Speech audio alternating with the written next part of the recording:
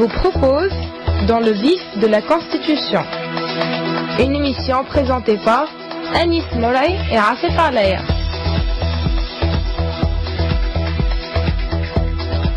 Dans le vif de la Constitution, tous les jeudis matins à partir de 8h30 avec Anis Moulay. Bonjour Anis. Bonjour Afif. Comme chaque jeudi matin, nous avons le plaisir de recevoir professeur Abdelhamid Labed, maître de conférence en droit public. Bonjour. Bonjour Afif, bonjour Anis. Bonjour. Alors aujourd'hui, on continue avec les différents chapitres de la Constitution, du projet de la Constitution tunisienne. Aujourd'hui, on va s'attaquer au pouvoir exécutif. En première partie, on traitera du chef du gouvernement, donc les prérogatives du chef de gouvernement. Je rectifie alors, tout à l'heure j'ai annoncé les prérogatives du chef du président de la République. Par contre, aujourd'hui, donc on va parler des prérogatives du chef du gouvernement, et la semaine prochaine, on parlera des prérogatives du président de la République, n'est-ce pas, Anis?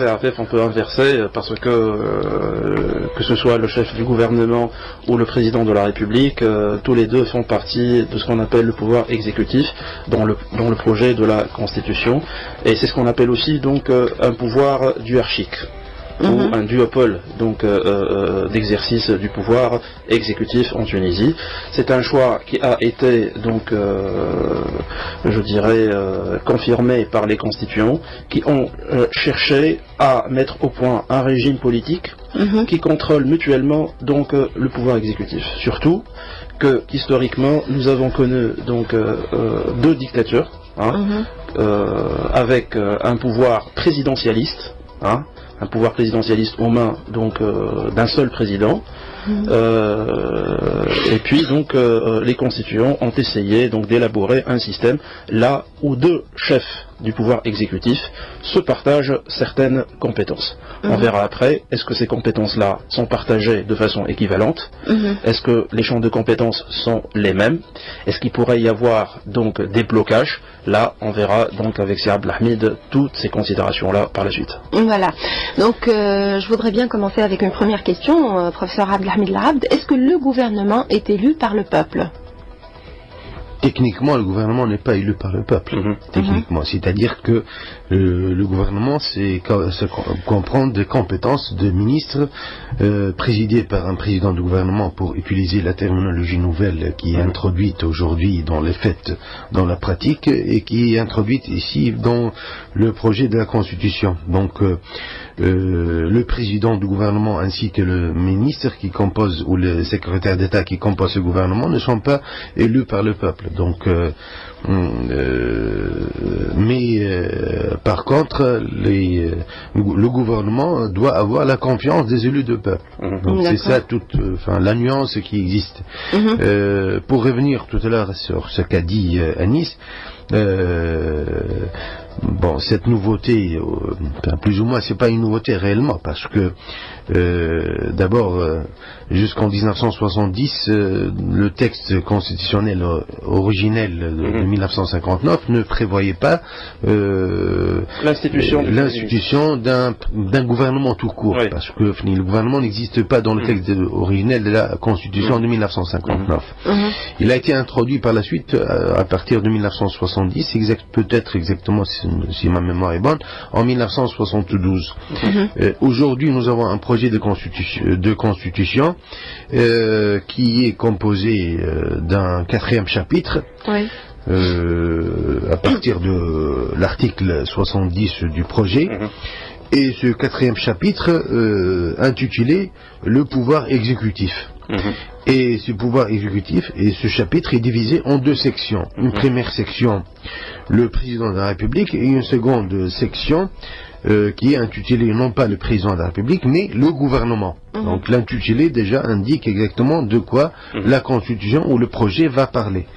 Donc nous avons ce que a dit tout à l'heure techniquement Anis, un pouvoir duarchique, c'est-à-dire avec deux têtes. Deux têtes de l'exécutif. Au pouvoir exécutif. Donc ça c'est sur le plan forme. Sur le plan forme. Oui. pour revenir à votre question, Afef, je dirais juste que je vais nuancer mes propos par rapport aux propos de Sir Abdelhamid, que c'est vrai qu'on n'est pas dans le cadre d'un suffrage universel dans les élections législatives s'agissant du président du gouvernement. Qu'est-ce que cela signifie? Cela signifie que le peuple n'est pas appelé directement à élire le chef du gouvernement. Alors comment... Voilà, justement, je viens à la question. Là, on a reconduit ce qui a été fait dans la loi organique relative à l'organisation provisoire des pouvoirs publics au lendemain de la Constitution. Qu'est-ce qu'on a fait? On a élu des constituants, et ces constituants ont élu à leur tour donc un chef du gouvernement parmi la majorité qui a obtenu donc c'est-à-dire le nombre le plus important de sièges, c'est-à-dire le pouvoir. Et là, donc ce chef de gouvernement-là, il a composé donc ses ministres en faisant la troïka. Cet aspect-là, qui est un aspect partisan, il faut le dire, c'est-à-dire on a choisi de mettre dans le projet de la Constitution la même configuration qui a été faite dans la loi organique donc relative à l'organisation provisoire des pouvoirs publics. C'était une reconduction dans le sens où le peuple va élire dans les prochaines élections législatives, si elles auraient lieu, donc des constituants, c'est-à-dire des représentants de partis au sein de l'Assemblée du peuple qu'on a vu la semaine dernière. Et ce sont eux, voilà, parmi donc je dirais le nombre de partis qui fait la coalition, qui a le plus grand nombre de sièges par rapport à une majorité absolue de 50% plus 1, on va élire donc un représentant, un chef donc de ce parti-là ou de cette coalition-là, qui aura la tâche de former le gouvernement d'abord, qui sera composé de ministres. Et là, pour les ministres, ils peuvent être des ministres politiques, c'est-à-dire qui appartiennent à des formations politiques, partisanes, ou bien des indépendants s'agissant de technocrates, comme c'est le cas avec le gouvernement Larrive actuellement. Continuer dans le sens qu'Anis, la question tout à fait, en ce qui concerne la composition ou le choix du président du gouvernement est précisé dans le projet de cette constitution, dans l'article 88, dans cet article 88, plus précisément dans le paragraphe 2 de cet article 88, il est disposé que le président de la République désigne ou charge le candidat du parti ou de la coalition qui a obtenu le plus grand nombre de sièges dans l'Assemblée des représentants du peuple, il charge de la formation d'un gouvernement. Donc finalement c'est le président de la République qui, au vu du résultat des élections législatives, va désigner charger officiellement le candidat du parti ou de la coalition de partis qui aurait eu le plus grand nombre de sièges dans l'Assemblée des représentants du peuple. Et c'est juste une petite précision, c'est Abdelhamid. Et si à Afef, il y a le même nombre de sièges parmi, par exemple, deux formations politiques, là, on prendra donc le nombre de votes faits et constatés par l'instance relative aux élections LISI. Oui, d'ailleurs, justement, j'allais vous poser la question. Les grands esprits se rencontrent. Alors, comment est composé le gouvernement? Le gouvernement est composé par un président du gouvernement, d'abord, celui qu'on vient d'en parler à l'instant, deux ministres aussi, des secrétaires d'État. Ils sont choisis par le président du gouvernement, c'est tout à fait normal que c'est lui qui va choisir donc la composition des gens avec qui il va travailler.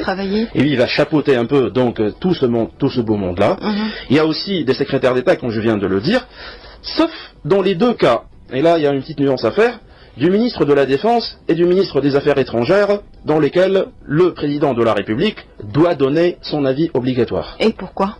Parce que le projet de la Constitution donne donc une prérogative en matière de défense nationale ou en matière de politique étrangère comme compétence, comme prérogative importante au président de la République, dans le cadre de ce partage des compétences entre les deux chefs de l'exécutif. C'est pour cela que tout à l'heure j'ai parlé d'une duarchie, d'une polarité, si j'ose m'exprimer ainsi, dans l'exécutif. Voilà, pour qu'il n'y ait pas peut-être je dirais une sorte de pouvoir absolu accordé au chef du gouvernement. Là on a spécifié un peu donc le président de la République. La question qui se pose, c'est est-ce que ce partage sera équilibrer et neutraliser toute velléité, je dirais, de mainmise sur le pouvoir ou non, ça c'est la pratique qui va nous le montrer. Selon le texte du projet de cette constitution, le paragraphe premier de l'article 88 dispose exactement que le gouvernement est composé d'un président de gouvernement et de ministres et de secrétaires d'État qui sont choisis par le président du gouvernement. Et pour le ministère des Affaires étrangères et de la Défense, comme l'a dit Anis, le choix s'est fait en consultation avec le président de la République. C'est exactement le terme du paragraphe premier de l'article 88. Mais c'est une consultation, c'est Abdelhamid, on ne dit pas si cette consultation, le résultat est obligatoire ou non. C'est-à-dire, est-ce que le président de la République, lorsqu'il met son veto sur une personnalité particulière à la défense ou à la politique étrangère, au ministère des Affaires étrangères, est-ce que le président du gouvernement va prendre en considération l'avis du président ou non? Ça, on ne l'a pas encore dans le projet de la Constitution. Non, en fait, même si on le précise dans le projet de la Constitution, on ne peut pas exactement prévoir ce qui va se passer dans la pratique. Exactement, oui. Tout dépendra de la sagesse des personnes qui seraient chargées de la présidence de la République et de la présidence du gouvernement. Ouais. Donc, sagesse entre guillemets. Voilà. Oui. Toujours dans le même cadre, donc le pouvoir exécutif et les prérogatives du chef de gouvernement. Quelle est la mission du gouvernement à Nice? La mission du gouvernement, c'est de mettre la politique générale donc de l'État, c'est-à-dire de conduire la politique générale de l'État, c'est-à-dire dans le mandat qui est imparti à ce gouvernement-là, on va essayer de mettre donc une politique générale. Cette politique générale, elle est l'apanage, elle est la compétence, je dirais, à 80% du président du gouvernement, sauf pour ce qui est de la défense et des affaires étrangères qui reviennent, au président de la République. Qui reviennent au président de la République. C'est aussi l'exécution des lois qui ont été adoptées par l'appareil, je dirais, législatif en matière, donc, je dirais, toutes les matières possibles et imaginables. Et dans ce cadre, il existe toute une panoplie donc de prérogatives relatives au chef du gouvernement. Il peut créer des ministères, il peut supprimer des ministères, il peut reformuler des ministères, donc il a toute la latitude. C'est en quelque sorte, je dirais, le premier responsable gouvernemental en Tunisie au vu de ce projet de la Constitution. Exactement, Constitution, voilà. Une petite précision concernant ce qu'a dit Yanis, qui est tout à fait juste. Nous avons un projet de Constitution qui est relativement spécial, relativement étrange. Dans quel sens? C'est un projet de Constitution qui est relativement étrange. C'est dans le fait que le projet ne précise pas quelles sont les missions ou la mission générale du président du gouvernement. Ce qui est dit, c'est dans des termes tout à fait très économes, c'est dans le projet de la Constitution, c'est l'article 70 qui dispose que le président de la République et un gouvernement présidé par un président du gouvernement exerce le pouvoir exécutif. Oui. Donc c'est d'une manière tout à fait lapidaire, sans précision. Donc c'est tout à fait un peu étrange, plus ou moins, parce que les textes ne précisent pas ce que exactement la mission globale générale. Par contre, comme l'a dit Yanis, dans le projet et dans la section 2 de ce chapitre relatif au pouvoir exécutif, il y a toute une série d'attributions qui sont exercées par le président du gouvernement dans plusieurs domaines. Il faut juste dire, parmi les choses qui sont intéressantes à dire, est que l'article 91 du projet de cette constitution dit que le président de la République, ou le président du gouvernement, pardon, a compétence propre, c'est-à-dire que c'est une compétence qui est exercée exclusivement par le président du gouvernement. Et cette compétence propre dans des domaines précis, d'abord la création,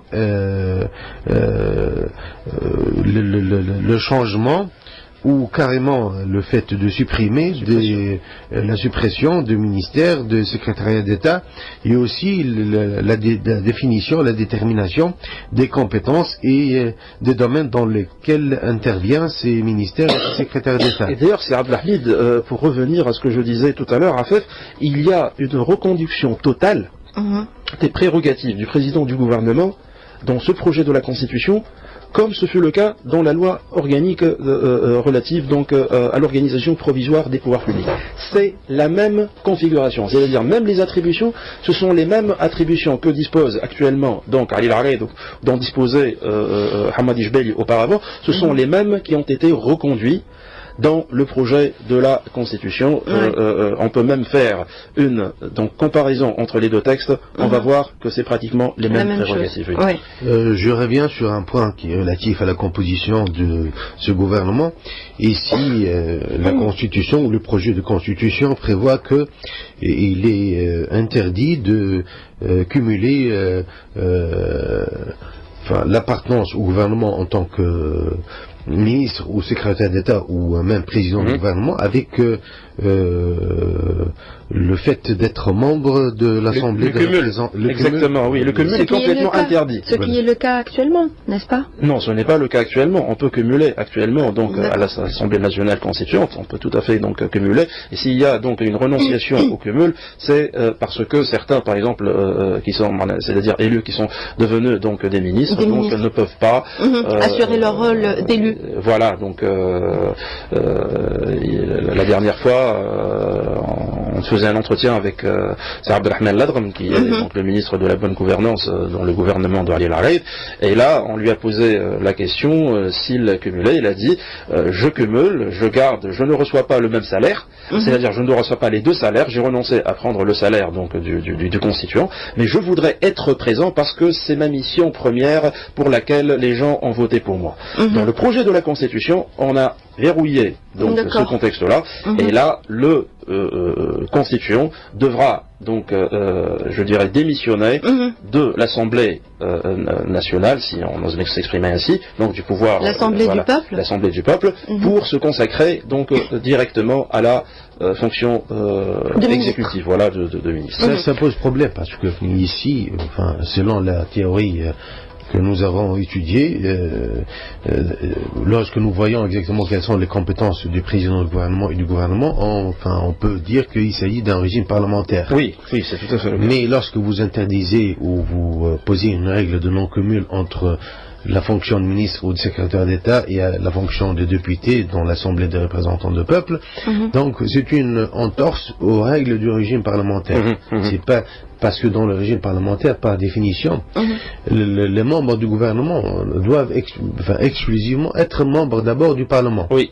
Donc s'ils ne sont pas membres du Parlement, ils ne peuvent pas devenir membres du gouvernement, soit ministre ou secrétaire d'État. Ici, c'est une disposition particulière, donc qui perturbe un peu le régime. C'est-à-dire, finalement, on va avoir un régime politique hybride au niveau du gouvernement, non pas hybride, mais on ne sait pas exactement comment ça va fonctionner. C'est-à-dire, on peut le qualifier comme on veut, mais donc tout dépendra exactement comment les choses vont se passer. De deux, les règles qui sont posées, ça n'aide pas à créer un régime rationnel, du moins. C'est un régime ou c'est un gouvernement qui est contre la raison.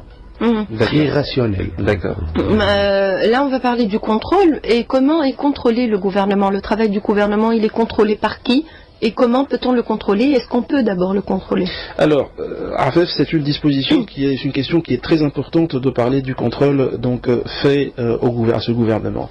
On a toujours en mémoire donc le fait de ne pas pouvoir durant 50 ans réellement mettre devant ses responsabilités les différents gouvernements qui se sont succédés donc en Tunisie. Et ça a été donc une considération très importante de prévoir je dirais un contrôle fait. Ce contrôle est fait essentiellement par les représentants du peuple. D'abord, une première fois, lorsqu'ils donnent leur confiance au gouvernement. Vous savez, Afef, qu'après les élections législatives, lorsque les députés donc siègent au sein du conseil de l'Assemblée du pouvoir législatif, là, ils donnent leur confiance avec une majorité absolue. Là, on va se dire, est-ce que vous êtes pour ce gouvernement? Et là, il y a des gens qui vont voter, ils vont dire, oui, on est pour, non, on n'est pas pour. Voilà. Donc, si on est pour, c'est à la majorité absolue, c'est-à-dire à la majorité de 50% de nombre des élus plus 1. Et puisqu'on a donné cette confiance-là, on a la possibilité d'exercer un contrôle sur cette confiance qu'on a accordée pour voir si ce gouvernement est responsable ou n'est pas responsable. Et c'est pour cela qu'on a prévu dans ce cadre de ce projet, donc ce qu'on appelle les questions orales ou écrites, faites ou bien au président du gouvernement ou à chacun de ses ministres lorsque un comportement, lorsque un fait arrive et que les représentants du peuple veulent y voir plus clair par rapport à la gestion de ce fait-là par le gouvernement ou par donc un ministre particulier. Autre chose, on a la possibilité aussi de voter ce qu'on appelle une motion de censure. Oui. La motion de censure, c'est le fait de vouloir déchoir. Déchoir, c'est-à-dire, entre guillemets, mettre fin et retirer la confiance à ce gouvernement. C'est une motion qui devrait, pour ce faire, être votée aussi à 50% plus 1 du nombre des représentants donc, du peuple. Donc Anis, si j'ai bien compris, le seul contrôleur, si on peut dire ça entre guillemets, la seule instance qui peut contrôler le travail du gouvernement, c'est l'Assemblée du peuple. Tout à fait. Voilà. C'est tout à fait indiqué dans le projet de constitution que, dans l'article 94, le gouvernement est responsable devant l'Assemblée des représentants du peuple. Donc, théoriquement, ce sont les instruments, la responsabilité est engagée du gouvernement devant les représentants du peuple. Et ce qu'a dit Anis, c'est le mécanisme de la motion de censure, ou même, l'autre mécanisme qui est prévu, qui est le mécanisme des questions orales et écrites. Il y a un troisième mécanisme, c'est lui de retirer la confiance à un seul ministre ou un seul membre du gouvernement. Donc il y a trois instruments qui permettraient théoriquement à l'Assemblée des représentants du peuple de contrôler le travail du gouvernement. Donc il y a les instruments qui sont prévus. Ça sur le plan du texte. Mais il y a par ailleurs le fait, il ne faut pas oublier une chose, que le président du gouvernement doit être choisi parmi la majorité qui siège dans l'Assemblée des représentants du peuple. Donc en définitive, en réalité, comme ça se passe partout dans le pays qui ont adopté un régime parlementaire, le seul qui va éventuellement contrôler l'action du gouvernement, c'est le peuple, à travers les élections. À travers les élections. Donc tout ça, toutes ces dispositions sont des dispositions qui sont destinées à rester lettre morte. C'est-à-dire, finalement, puisque le gouvernement provient d'une majorité dans l'Assemblée, est-ce que la majorité va se saborder, va tirer un coup dans son propre camp? Il faut vraiment donc être de très bons démocrates pour qu'on puisse demander la destitution de ceux que nous avons amenés nous-mêmes au pouvoir. C'est ça donc l'équation qui caractérise donc ce projet de la Constitution, parce que comme à juste titre qu'on vient de le dire brillamment, donc c'est Abdelhamid, est-ce que nous avons cette culture démocratique de pouvoir dire non à un ministre qui appartient à la même formation partisane, donc qui a été érigé comme principal au sein. Merci Yanis, la semaine prochaine. C'est moi qui vous remercie, Raphaël. Je remercie également Abdelhamid El-Abd pour sa contribution précieuse. Aujourd'hui. Alors, la semaine prochaine, on parlera des prérogatives de l'autre céphale, parce que nous sommes dans une bicéphalité, donc bicéphalité. Là, on va parler de l'autre tête de l'exécutif, le président de la République. De la République. Je remercie infiniment Ayman Tanfouri pour sa collaboration technique. Slahaddin Bembalek est déjà là pour le flash de l'actualité de 9h. Bonne journée et au revoir.